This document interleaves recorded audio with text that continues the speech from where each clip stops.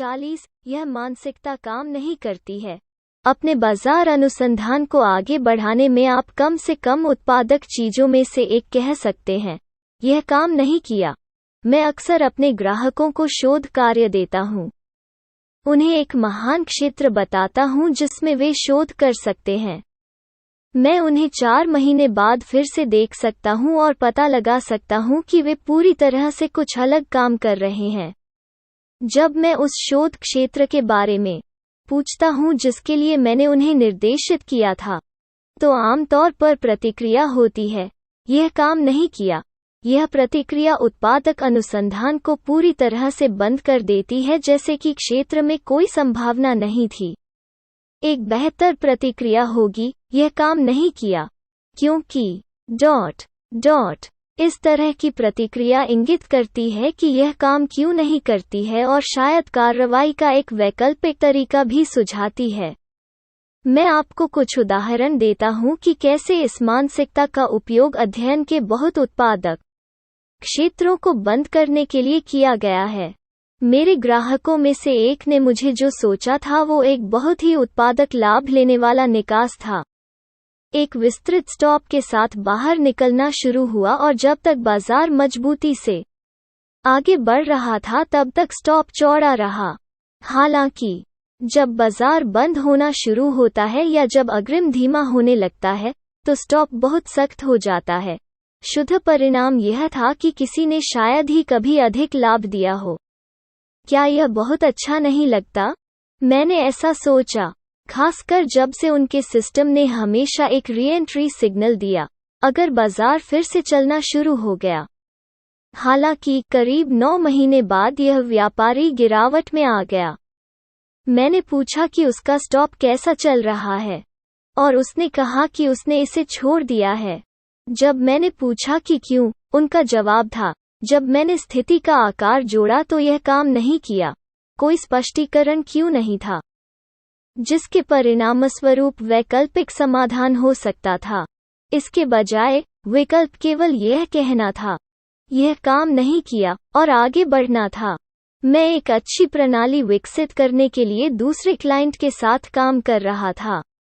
हमने उच्च are multiple trading पर चर्चा की थी और उन्होंने मुझे सूचित किया था कि उनके पास एक सेटअप है जिसका उपयोग उस संदर्भ में किया जा सकता है जिसके बारे में मैं बात कर रहा था।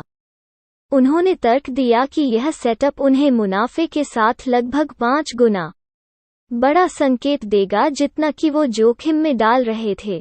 इसके अलावा संकेतों ने मुनाफा कमाया, उन्होंने सोचा, लगभग 40 से 50% समय। मैंने सोचा कि संकेत बहुत अच्छा लग रहा था और सुझाव दिया कि वो कुछ समय के लिए केवल उन संकेतों को ही लें। इसके अलावा उन्हें सिग्नल के सटीक मापदंडों पर शोध करना था और मुझे एक दैनिक ईमेल भेजना था। क्या हुआ? उन्होंने कभी एक भी संकेत नहीं लिया। इसके बजाय उसने मुझे ईमेल भेजना बंद कर दिया और मुझे बताया कि सिग्नल काम नहीं कर रहा था।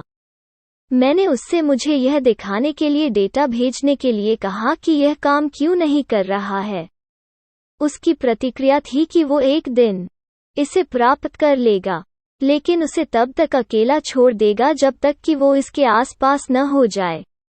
आखिरकार उन्होंने कहा, मैंने आपको पहले ही बता दिया है कि यह काम नहीं किया। एक बार फिर एक संभावित महान विचार को 3 छोटे शब्दों से मार दिया गया, यह काम नहीं किया। ये दर्जनों के सिर्फ 2 उदाहरण हैं जिनके बारे में मैं सोच सकता हूँ, और उनमें से हर एक महत्वपूर्ण बिंदु को दर्शाता है। जिस तरह से आप किसी चीज के बारे में सोचते हैं, वो एक विचार के साथ आपके रिश्ते को पूरी तरह से बदल सकता है। एडिसन के बारे में कहा जाता था कि उन्होंने काम करने वाले लाइट बल्ब का आविष्कार करने से पहले 10,000 विफलताओं का सामना किया था। हो सकता है कि उसने उनमें से किसी एक के बाद काम नहीं किया कहा हो, लेकिन उन शब्दों ने उसे रोका नहीं। इसके बजाय उन्होंने यह निर्धारित किया कि विधि काम क्यों नहीं करती और उस जानकारी का उपयोग एक और अच्छा विचार खोजने के लिए किया। उन्होंने कभी भी इस विचार को स्थायी रूप से यह कहकर त्याग नहीं दिया, यह काम नहीं किया। जाने कि यह कब काम नहीं करता है। जब आपके पास कोई सिस्टम या विचार होता है तो आपको पता होना चाहिए कि यह वास्तव में कब काम नहीं करता है। यह एक अच्छे विचार को छोड़ने का तार्किक विस्तार है क्योंकि आपको लगता है कि यह काम नहीं करता है। जब आपने यह जानने के लिए कुछ अच्छी तरह से शोध किया है, 1. आपको वो प्रदर्शन नहीं मिल रहा है जो आप चाहते हैं, और 2. कारण आपको वो प्रदर्शन नहीं मिल रहा है, तो आपने यह जानने की दिशा में एक महत्वपूर्ण कदम उठाया है कि कुछ काम नहीं करता है। आमतौर पर कुछ काम नहीं करने का ज्ञान आपको आगे क्या करना है इसके बारे में महत्वपूर्ण जानकारी देगा। उदाहरण के लिए, आइए अधिकतम प्रतिकूल भ्रमण (MAE) के विचार को देखें। यह विचार कि ट्रेडों को खोना हमारे खिलाफ बहुत दूर नहीं जाता है। यह आपको अपने स्टॉप को सीमित करने का एक विचार देता है। लेकिन जब आप इसे अपने व्यापार में लागू करने का प्रयास करते हैं तो आपको कुछ समस्याएं आ सकती हैं। कुछ लाभ वृद्धि होती है, लेकिन MAE जोड़ की जटिलता की तुलना में यह आपके लिए महत्वपूर्ण नहीं हो सकता है।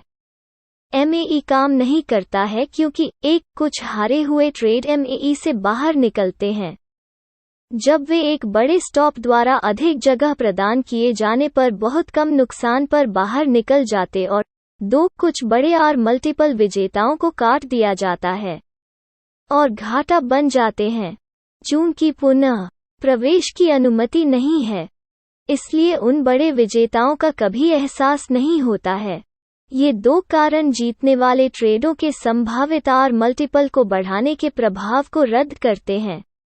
आप इस अवधारणा को ले सकते हैं और तय कर सकते हैं कि आप इसके साथ बस इतना करना चाहते हैं।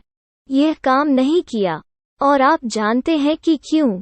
कोई बात नहीं। हालांकि आप अपने अगले शोध विचार के लिए विफलता के कारणों को तार्किक कदम बिंदुओं के रूप में भी उपयोग कर सकते हैं। उदाहरण के लिए, मैंने देखा कि कुछ मामलों में जिनमें बड़े R मल्टीपल कट जाते हैं, एक रीएंट्री सिग्नल लगभग हमेशा उन्हें पकड़ लेगा।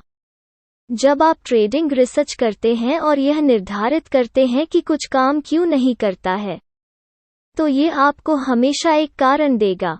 यह कारण आपको उन क्षेत्रों की ओर संकेत कर सकता है जो आपको अधिक लाभदायक परिणाम दे सकते हैं। Trading reality check. कई क्षेत्रों में सफलता का मॉडल तैयार करना, ट्रेडिंग प्रक्रिया, सिस्टम का डिजाइन, पोजीशन साइजिंग को समझना और उपयोग करना, और व्यक्तिगत धन का विकास करना। मुझे यह देखकर आश्चर्य होता है कि हम सभी गलत चीजों को करने के लिए लगभग कैसे कठोर हैं।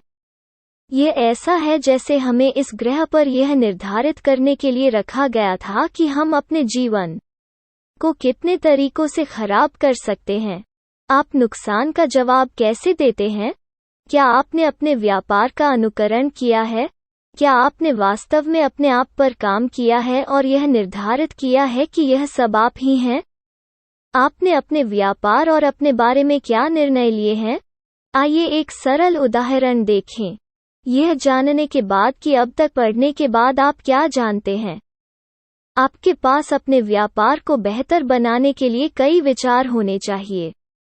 क्या एक अच्छी व्यावसायिक योजना विकसित करने और इनमें से कई विचारों को लागू करने में 1 महीने या 6 महीने खर्च करने का कोई अच्छा कारण नहीं है?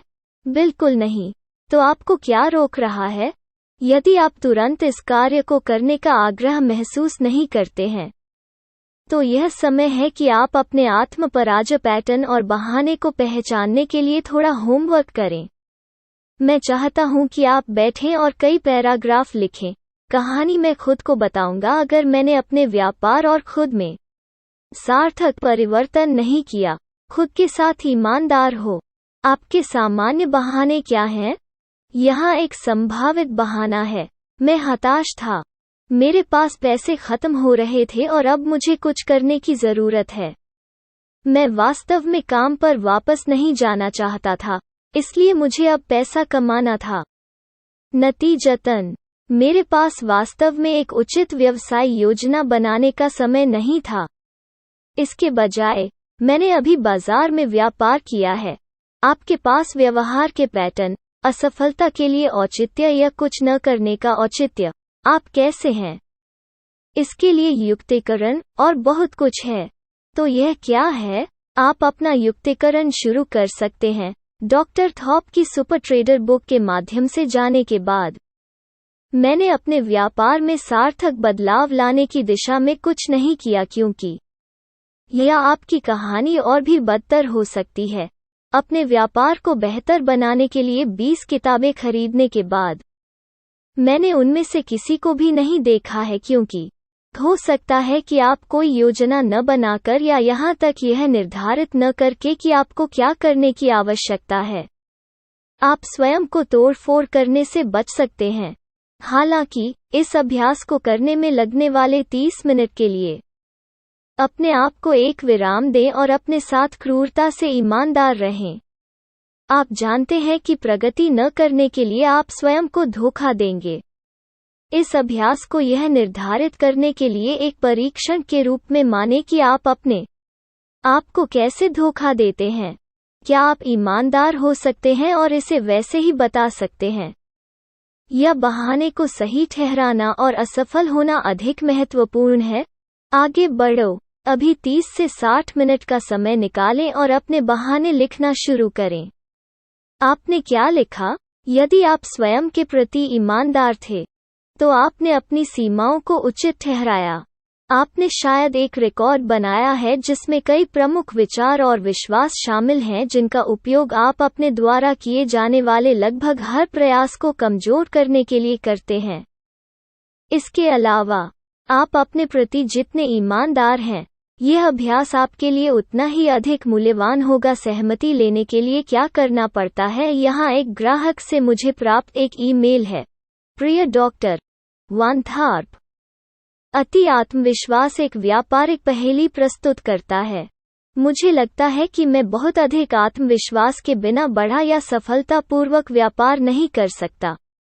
लेकिन जब मैं अपने सबसे अधिक आत्मविश्वास में होता हूँ, जिस बिंदु पर मैं सारी चिंता खो देता हूँ, मुझे अपना सबसे बड़ा नुकसान होता है।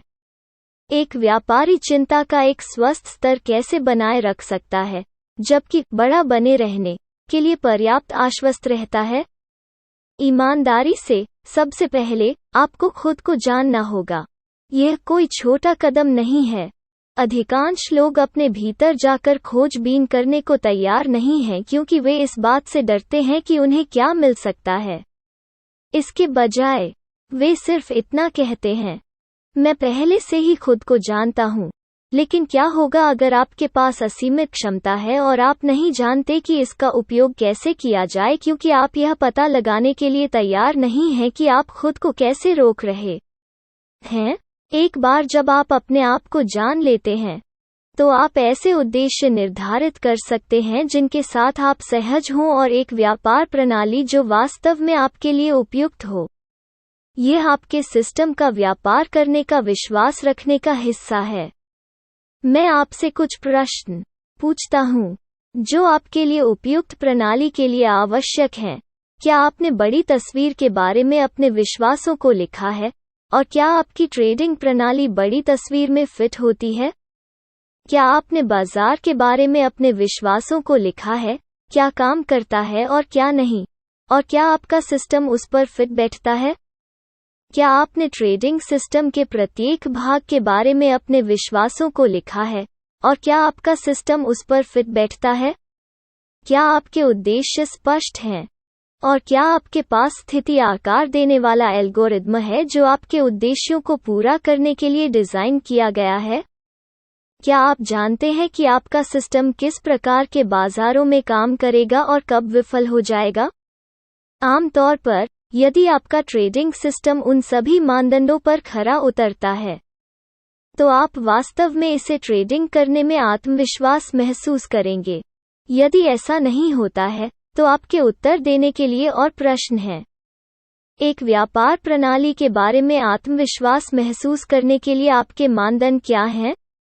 क्या आप समझते हैं कि आपका सिस्टम 6 प्रकार के बाजारों में कैसा प्रदर्शन करेगा? मैं इसे बाद में संबोधित करूंगा। यह मेरा मतलब केवल इसके औसत प्रदर्शन से